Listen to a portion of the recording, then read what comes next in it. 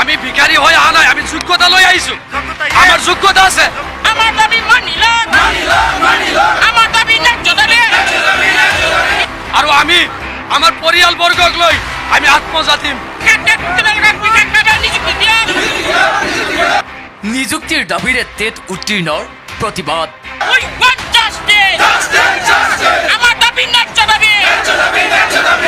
শিক্ষামন্ত্রীর বিরুদ্ধে প্রতারণার অভিযোগ টেট উত্তীর্ণর। মাননীয় শিক্ষামন্ত্রী মহোদয় কি কৈছে যে স্পেশাল টেটৰ কাৰণে আমি স্পেশালি এডভাৰ্টাইজ কৰিব নোৱাৰো, জেনাৰেলি এপ্লাই কৰিব লাগিব।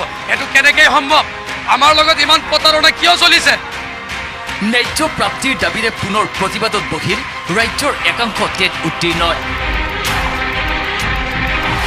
667 গৰাকী বিশেষ টেট উত্তীৰ্ণৰ নিযুক্তিৰ দাবিৰে কাহিলিপাৰাস্থিত অসম সৰ্বশিক্ষা অভিযান মিছনৰ কাৰ্যালয়ত এইদৰে হাতে হাতে প্লে কাৰ্ড আৰু চৰকাৰ বিৰোধী শ্লোগানেৰে পৰিৱেশ উত্তাল কৰি তোলে টেট উত্তীৰ্ণ প্ৰাৰ্থীসকলে।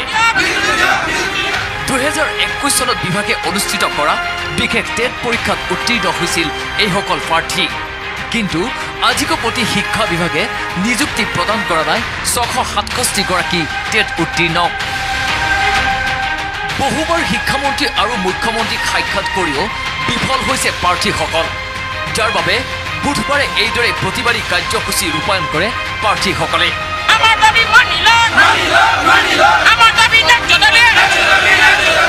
তেওঁলোকৰ অভিযোগ, যোগ্যতা থকাৰ পিছতো শিক্ষা বিভাগে তেওঁলোকক প্ৰতাৰণা কৰিছে। স্পেশাল টেটৰ জৰিয়তে স্পেশালি নিযুক্তি দিয়াৰ ৰেকৰ্ড আছে।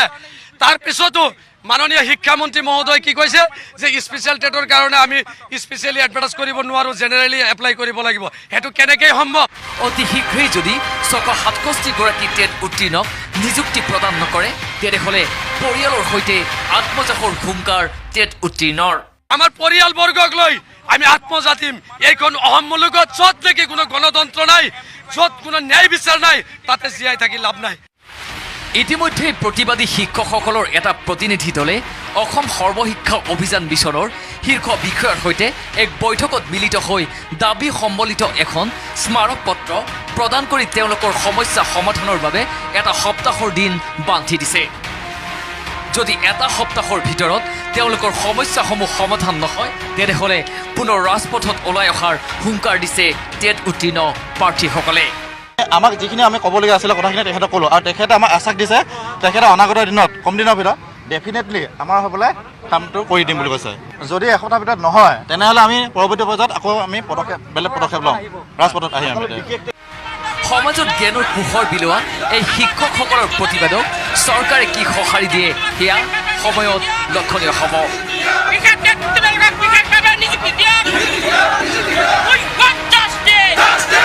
আমি ভিখারি হয়ে আহা নাই, আমি যোগ্যতা লৈ আহিছো। আমার যোগ্যতা আছে। আমার দাবি মানিলা আমার দাবি ন্যায্য দাবি। কেমেৰা পাৰ্চন হৰিবৰৰ সৈতে বিজয় কলিতা ৰিপৰ্ট ND24।